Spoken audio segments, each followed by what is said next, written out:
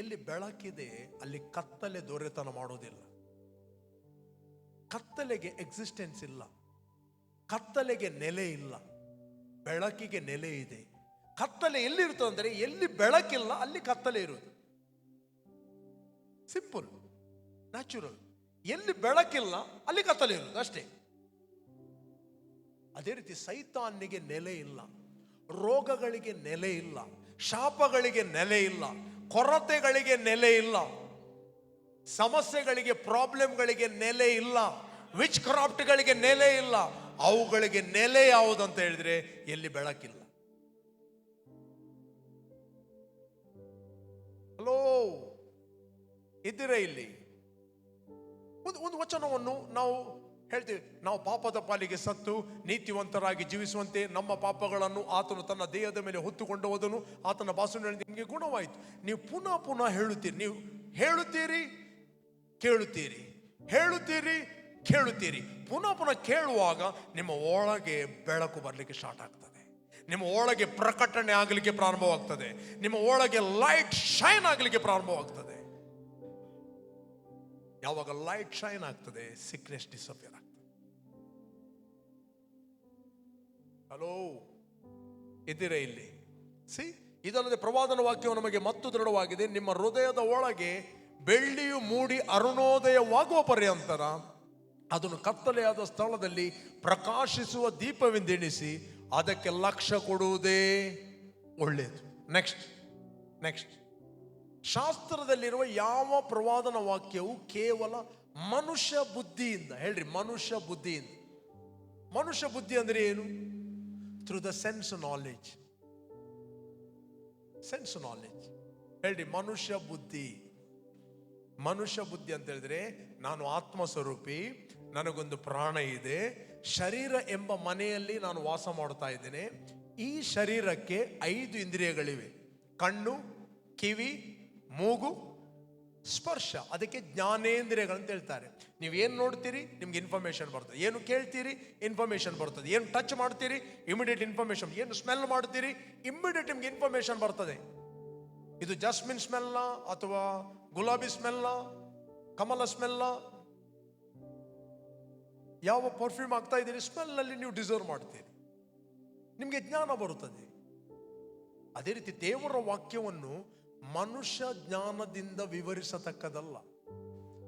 That is a spiritual. ಈಗ ದೇವದೂತರಿದ್ದಾರೆ, natural world ಕಾಣ್ತಾರ? They are spiritual.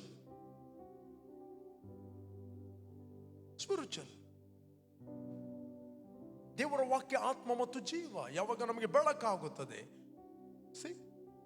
ಶಾಸ್ತ್ರದಲ್ಲಿ ಯಾವ ಪ್ರವಾದನ ವಾಕ್ಯವು ಕೇವಲ ಮನುಷ್ಯ ಬುದ್ಧಿಯಿಂದ ವಿವರಿಸತಕ್ಕದಲ್ಲವೆಂಬುದನ್ನು ಮುಖ್ಯವಾಗಿ ತಿಳಿದುಕೊಳ್ಳಿರಿ. ನೆಕ್ಸ್ಟ್, ಯಾಕಂದ್ರೆ ಯಾವ ಪ್ರವಾದನೆ ಎಂದು ಮನುಷ್ಯರ ಚಿತ್ತದಿಂದ ಉಂಟಾಗಲಿಲ್ಲ. ಮನುಷ್ಯರು ಪವಿತ್ರಾತ್ಮ ಪ್ರೇರಿತರಾಗಿ ದೇವರಿಂದ ಹೊಂದಿದ್ದನ್ನೇ ಮಾತಾಡಿದರು, ಸುಮ್ಮನೆ ಅರಿಕೆ ಮಾಡಲಿಲ್ಲ. ದೇವರಿಂದ ಹೊಂದಿದ್ದನ್ನು ಏನು ಹೊಂದಿದರು ಅದನ್ನು ಮಾತಾಡಿದರು. ಎಲ್ಲಿವರೆಗೆ ನೀನು ಹೊಂದಲಿಕ್ಕೆ ಆಗುವುದಿಲ್ಲ ಅಲ್ಲಿವರೆಗೆ ನೀನು ಮಾತಾಡ್ಲಿಕ್ಕೆ ಆಗುವುದಿಲ್ಲ. ಹೇಳ್ರಿ, ಎಲ್ಲರೂ ಹೇಳಿ, ಹೊಂದುವುದು. ಹೇಳ್ರಿ, ಹೊಂದುವುದು. ಅವುಗಳನ್ನು ಹೊಂದಿದವರಿಗೆ ಅದು ಜೀವ, ದೇಹಕ್ಕೆಲ್ಲ ಆರೋಗ್ಯ. ಎಲ್ಲರಿಗೆ ಅಲ್ಲ. ನಾನು ಹೊಂದಿದ ಕಾರಣ ನಾನು ಮಾತಾಡಬಹುದು, ನಾನು ಹೊಂದದೆ ಮಾತಾಡ್ಲಿಕ್ಕೆ ಆಗುವುದಿಲ್ಲ. ಹಲೋ, ಇದ್ದೀರಾ ಇಲ್ಲಿ? Unless and until you receive. ಹೊಂದಬೇಕಾದ್ರೆ ಅಷ್ಟು ಈಸಿಯಲ್ಲಿ ನೀನು ಹೊಂದುವುದಿಲ್ಲ. ಕಂದ, ನನ್ನ ಮಾತುಗಳನ್ನು ಆಲಿಸು, ನನ್ನ ನುಡಿಗಳಿಗೆ ಕಿವಿಗೊಡು, ಅವುಗಳ ಮೇಲಿನ ದೃಷ್ಟಿಯು ತಪ್ಪದಿರಲಿ, ಅವುಗಳನ್ನ ಹೃದಯದಲ್ಲಿಟ್ಟುಕೋ. ಅವುಗಳನ್ನು ಹೊಂದುವವರಿಗೆ ಅದು ಜೀವವು, ದೇಹಕ್ಕೆಲ್ಲ ಅವೇ ಆರೋಗ್ಯವು. ಅಷ್ಟ ಹಾಗಾದ್ರೆ ಅವರೆಲ್ಲ ಯಾಕೆ ಅನಾರೋಗ್ಯವಾಗಿದೆ? ಅವರು ಹೊಂದಲಿಲ್ಲ. ಎಲ್ಲರಿಗೆ ಆರೋಗ್ಯ ಅಂತ ಬೈಬಲ್ ಹೇಳುವುದಿಲ್ಲ. ಎಲ್ಲಿ ಹೇಳಿದೆ ಬೈಬಲಲ್ಲಿ ಎಲ್ಲರಿಗೆ ಆರೋಗ್ಯ ಅಂತ? ಹೊಂದುವವರಿಗೆ ಆರೋಗ್ಯ. ಆರೋಗ್ಯ ಎಲ್ಲರಿಗೂ ಕೊಡಲ್ಪಟ್ಟಿದೆ. ಆರೋಗ್ಯ ಯಾರಿಗೆ ಅಂದ್ರೆ ಹೊಂದುವವರಿಗೆ ಅದು ಆರೋಗ್ಯ. ಅದಕ್ಕೋಸ್ಕರ ನಾನು ನಿಮ್ಗೆ ಎನ್ಕರೇಜ್ ಮಾಡ್ತೇನೆ, ವಾಕ್ಯವನ್ನು ಕೇವಲವಾಗಿ ತೆಗೆದುಕೊಳ್ಬೇಡ್ರಿ. Don't live a religious life. Don't live a religious life. You will suffer. Live a relationship life. ದೇವರೊಟ್ಟಿಗೆ ಸಂಬಂಧದ ಜೀವಿತವನ್ನು ಜೀವಿಸಿರಿ. Your life will never be the same. ನಿಮ್ಮ ಜೀವಿತ ಇದ್ದ ಹಾಗೆ ಇರುವುದಿಲ್ಲ. If you are a businessman, ನೀವು ಇದ್ದ ಹಾಗೆ ಇರುವುದಿಲ್ಲ. If you are a teacher, ನೀವು ಇದ್ದ ಹಾಗೆ ಇರುವುದಿಲ್ಲ. If you are a pastor, ನೀವು ಇದ್ದ ಹಾಗೆ ಇರುವುದಿಲ್ಲ. ನಿಮ್ಮ ಕಾಂಗ್ರಿಗೇಷನ್ ಇದ್ದ ಹಾಗೆ ಇರುವುದಿಲ್ಲ. ಇದ್ದ ಹಾಗೆ ಇರುವುದಿಲ್ಲ. ನಿನ್ನ ಕೆಲಸ ಏನಂತ ಹೇಳಿದ್ರೆ, ನಿನ್ನ ಆತ್ಮಿಕ ಮನುಷ್ಯನನ್ನು ಪ್ರಜ್ವಲಿಸುವಂತಹದ್ದು, ನಿನ್ನ ಅಂತರದ ಮನುಷ್ಯನನ್ನು ಬೆಳಗಿಸುವಂತಹದ್ದು. ಏಳು ಪ್ರಕಾಶಿಸು. ನಿನಗೆ ಬೆಳಕು ಬಂತು, ನಿನಗೆ ವಾಕ್ಯ ಬಂತು, ನಿನಗೆ ಪ್ರಕಟಣೆ ಬಂತು. ಜನಾಂಗಗಳು ನಿನ್ನ ಉದಯ ಪ್ರಕಾಶಕ್ಕೆ ಬರುತ್ತಾರೆ. ಜನಾಂಗಗಳ ಐಶ್ವರ್ಯ ನಿನ್ನ ಕಡೆಗೆ ತಿರುಗುತ್ತದೆ.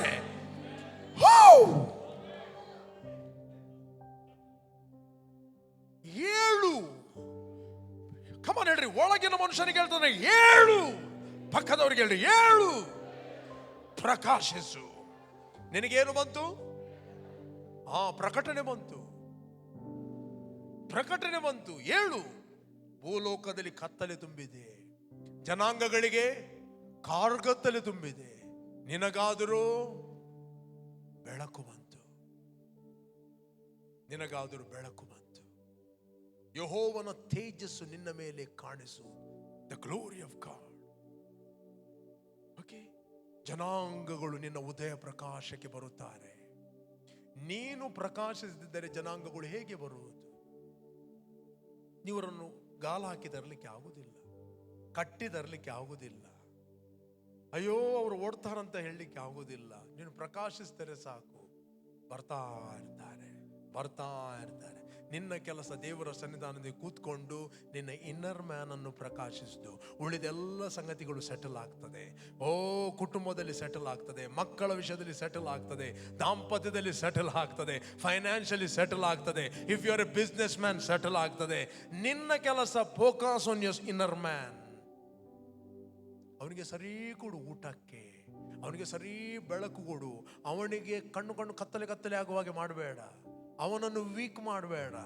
ಅವನಿಗೆ ತಿಂಡಿ ಕೊಡದೆ ಉಳಿದೆಲ್ಲ ಕಾರ್ಯಕ್ರಮಗಳನ್ನು ಮಾಡಿ ಜನರನ್ನು ನಿಲ್ಲಿಸಲಿಕ್ಕೆ ಆಗುವುದಿಲ್ಲ. ಕಾರ್ಯಕ್ರಮ ಮಾಡಿದಾಗ ಕಾರ್ಯಕ್ರಮ ಒಟ್ಟಿಗೆ ಅವರು ಹೋಗ್ತಾರೆ.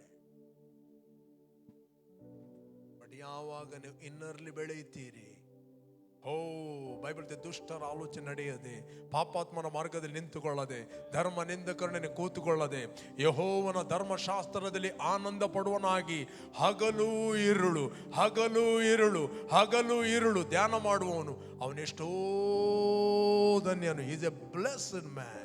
ಅವನು ನೀರಿನ ಕಾಲುವೆಗಳ ಬಳಿಯಲ್ಲಿ ಬೆಳೆದ ಮರ. ಅವನು ತಕ್ಕ ಕಾಲದಲ್ಲಿ ಫಲ ಕೊಡುತ್ತಾನೆ, ಅದರ ಎಲೆ ಬಾಡುವುದೇ ಇಲ್ಲ.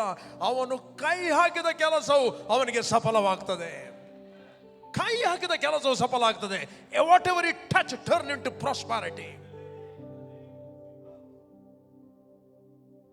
ಯಾವ ಸಂಗತಿಗೆ ಕೈ ಹಾಕುತ್ತಾನೆ ಅವನು ಪ್ರಾಸ್ಪರ್ ಆಗುತ್ತಾನೆ. ನೀವು ಲೈನಲ್ಲಿ ಪ್ರೇಯರಿಗೆ ಬರುವುದು ಕೂಡ ಸ್ಟಾಪ್ ಮಾಡುತ್ತೀರಿ. ನೀವೇ ಹೋಗಿ ಪ್ರೇಯರ್ ಮಾಡುತ್ತೀರಿ. ಯಾಕಂದ್ರೆ ನಿಮ್ಮ ಒಳಗಿಂದ ನದಿ ಉಕ್ಕಿ ಹರಿಯುತ್ತದೆ. ನೀವು ಹರಿಸ್ತೀರಿ, ನೀವು ಹರಿಸ್ತೀರಿ, ನೀವು ರಿಲೀಸ್ ಮಾಡುತ್ತೀರಿ. ನೀವು ಪ್ರಾಬ್ಲಮ್ಗಳನ್ನು ಮಾತಾಡೋದು ಸ್ಟಾಪ್ ಮಾಡುತ್ತೀರಿ, ಸೊಲ್ಯೂಷನ್ ಮಾತಾಡುತ್ತೀರಿ. ಸಮಸ್ಯೆ ಮಾತಾಡೋದನ್ನು ಸ್ಟಾಪ್ ಮಾಡುತ್ತೀರಿ, ಸಮಸ್ಯೆಗೆ ಮಾತಾಡುತ್ತೀರಿ. ಬೆಟ್ಟದ ಬಗ್ಗೆ ಮಾತಾಡೋದನ್ನು ಸ್ಟಾಪ್ ಮಾಡ್ತೀರಿ, ಬೆಟ್ಟಕ್ಕೆ ಮಾತಾಡ್ತೀರಿ. Get out. ಸೈತಾನ್ ನಮಗೆ ಮಾತಾಡೋದು ಸ್ಟಾಪ್ ಮಾಡುತ್ತೀರಿ, ಸೈತಾನಿಗೆ ದೇವರ ವಾಕ್ಯವನ್ನು ಮಾತಾಡುತ್ತೀರಿ. You will never be the same. But ಒಂದು ದಿನ ಸರಿ ತಿಂದು ಆತ್ಮಿಕವಾಗಿ ಒಂದೊಂದೊಂದು ವಾರ ತಿಂಗಳುಗಟ್ಟಲೆ ಫಾಸ್ಟಿಂಗ್ ಅಲ್ಲಿ ಇರುವುದಲ್ಲ. ಎವ್ರಿ ಡೇ ದೇವರ ವಾಕ್ಯವನ್ನು ಕಲಿಯಬೇಕು. Every day. ನಿಮ್ಮ ಹೇಗೆ ಫಿಸಿಕಲ್ ಮನುಷ್ಯನಿಗೆ ದಿನಾಲು ಆಹಾರ ಕೊಡ್ತೀರಿ, ರೈಟ್? ಯಾಕೆ ಆಹಾರ ಕೊಡ್ತೀರಿ? ನಿಮ್ಮ ಹೊರಗಿನ ಮನುಷ್ಯ ತದೃಢ ಆಗಬೇಕು, ಒಳ್ಳೆ ನ್ಯೂಟ್ರಿಷನ್ ಫುಡ್ ಕೊಡ್ತೀರಿ. ಸಿಕ್ಕಿದೆಲ್ಲ ತಿನ್ನುವುದಿಲ್ಲ. ತಿಂತೀರಾ? ಒಳ್ಳೆ ಡಯಟ್ ಮಾಡುತ್ತಾರೆ. ಅಂಗಡಿ ಬದಿಯದ್ದು ಯಾವುದು ತಿನ್ನುವುದಿಲ್ಲ ಕೆಲವರು. ಅದು ಎಣ್ಣೆ ಮಾರೆ, ತಿಂಗಳುಗಟ್ಟಲೆ ಅದೇ ಎಣ್ಣೆ ತಿನ್ನುವುದಿಲ್ಲ. ಯಾಕೆ? Health conscious. But what about your spirit? ಸಿಕ್ಕಿ ತಿನ್ನುವುದಾ ನೀವು? ಹಲೋ, ಸಿಕ್ಕಿದ್ದು ಅವಲ್ಲ.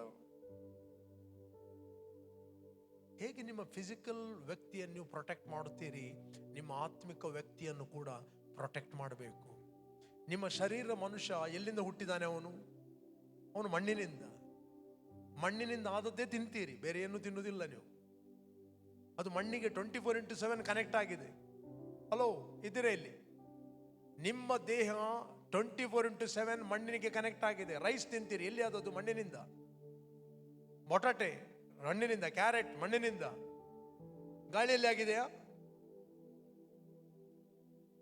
ಏನೆಲ್ಲ ಖನಿಜ ಅಂಶಗಳು ನಿಮ್ಮ ದೇಹದಲ್ಲಿದೆ ಅದು ಮಣ್ಣಿನಲ್ಲಿದೆ. ಚೆಕ್ ಮಾಡಿದರೆ ನಿಮ್ಮ ಮಣ್ಣಿನಲ್ಲಿ ಕಬ್ಬಿಣ ಇದೆ, ಸುಣ್ಣ ಇದೆ, ರೈಟ್, ಎಲ್ಲ ಇದೆ. ಅದಕ್ಕೆ ನೀವು ತಿಂದ ಸ್ವಲ್ಪ ಕಡಿಮೆ ಆದರೆ, ವಿಟಮಿನ್ ಏನಾದರೂ, ಕ್ಯಾಲ್ಸಿಯಂ ಕಮ್ಮಿ ಆದರೆ ಕಡೆಗೆ ಟ್ಯಾಬ್ಲೆಟ್ ತಗೊಳ್ತಾರೆ, ಕ್ಯಾಲ್ಸಿಯಂ ಟ್ಯಾಬ್ಲೆಟ್.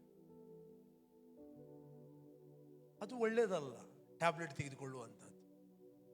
ನೀವು ಹೆಲ್ತಿ ಫುಡ್ಡನ್ನು ತಿನ್ನುವಂಥದ್ದು ಇಂಪಾರ್ಟೆಂಟ್. ನೀವು ಇಷ್ಟು ಫುಡ್ ತಿನ್ನುವಾಗ ಇಷ್ಟು ಕ್ಯಾಲ್ಸಿಯಂ ಸಿಗ್ತದೆ. ಅದನ್ನು ಏನು ಮಾಡ್ತಾರೆ, ಟ್ಯಾಬ್ಲೆಟಲ್ಲಿ ಇಷ್ಟು ಕೊಟ್ಟು ಬಿಡ್ತಾರೆ ಡೈರೆಕ್ಟ್ ಆಗಿ. ವಾಟ್ ಅಬೌಟ್ ಯುವರ್ ಸ್ಪಿರಿಟಿಗೆ ಟ್ಯಾಬ್ಲೆಟ್ ಕೊಡುವುದಲ್ಲ. ಟ್ಯಾಬ್ಲೆಟ್ ಅಲ್ಲಿ ಜೀವಿಸಬೇಡ್ರಿ. ಎವ್ರಿ ಡೇ ನಿಮ್ಮ ಆತ್ಮಕ್ಕೆ ಫೀಡ್ ಮಾಡ್ರಿ, ಆಗ ನೀವು ಹೆಲ್ತಿ ಸ್ಪಿರಿಚುವಲ್ ಲೈಫ್ ಅನ್ನು ನೀವು ಜೀವಿಸ್ತೀರಿ. ಲವ್, ಜಾಯ್, ಪೀಸ್, ಪೇಷನ್ಸ್ ಅದರ ಫ್ರೂಟ್. ಏನು ಫಲ? ಏನು? ಲವ್, ಪ್ರೀತಿ, ಸಂತೋಷ,